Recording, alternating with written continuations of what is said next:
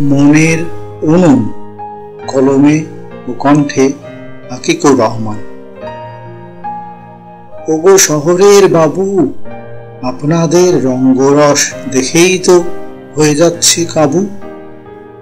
আমি তো গাঁও গ্রামের লোক, বুদ্ধি শুদ্ধি নেই কো মোটেই, শুধু একবেলা একটু পেট পুড়ে খাওয়ার ঝোঁক।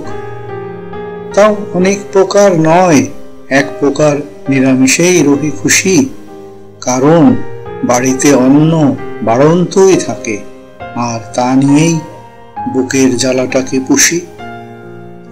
যদিও মনের উনুনে খালি ভাতের হাঁড়িটা হাপিত্যেশ করে সদা, কিন্তু চিন্তার কারণ নেই, আপনাদেরকে জ্বালাতন করব না, দয়া করে মারবেন না পিঠেতে গদা।